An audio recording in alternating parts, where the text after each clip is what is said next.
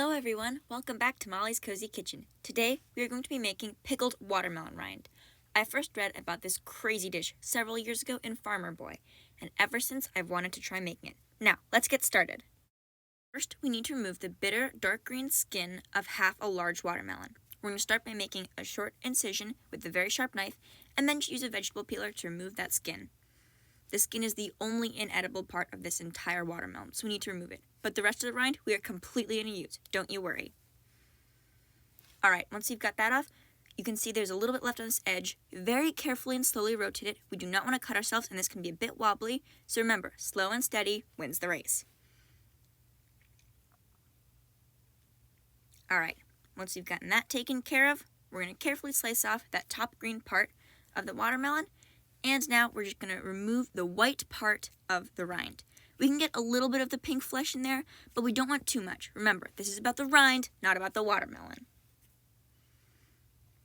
So we're just going to carve it off in large panels and then just remove the extra little bits on the side. This should be pretty easy if you've got a very sharp knife like I do. Alright, we're just going to trim off those excess bits. We can use the larger ones, but the smaller ones just scrap. And now we can chop up the watermelon itself. Alright, I'm cutting mine into 1.5-inch planks. And then with each plank, I'm just going to cut it into 1 to 2-inch cubes. And of course, watermelon is a classic, delicious summer snack. And with pickled watermelon rind, you don't waste any part of the watermelon. I don't know if you can tell from the video, but this watermelon that I had was so incredibly juicy. I was basically swimming in watermelon juice by the time I was done. Alright, store that in the fridge, and let's get to brining. So, we're going to take the watermelon rind and cut it into 1-inch pieces.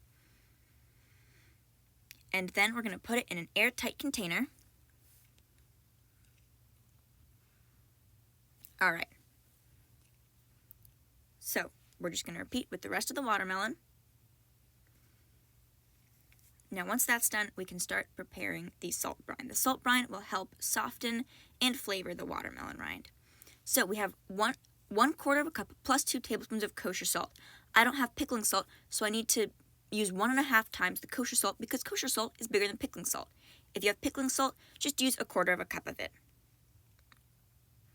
Alright, we're also going to add in 3 cups of filtered water. Now, cover that and shake it like a Polaroid picture. Someone please get that reference. Alright, then just store in the fridge overnight. New day, which means it's pickle time. We're going to drain the watermelon rind over the sink and rinse extremely well to get all that salt off. We don't want it to be overly salty, just kind of flavored.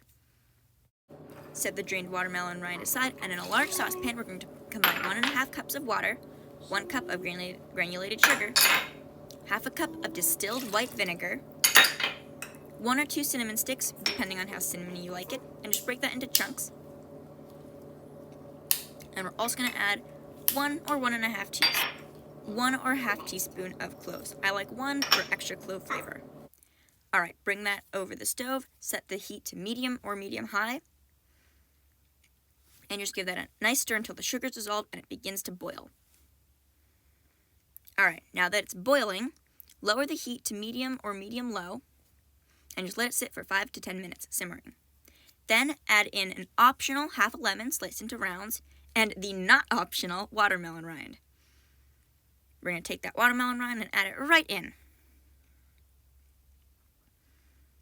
Alright, make sure we get every little piece of watermelon rind. Then give that a good stir, and let it boil for 20 to 25 minutes. Just simmering lightly over medium or low heat, stirring occasionally.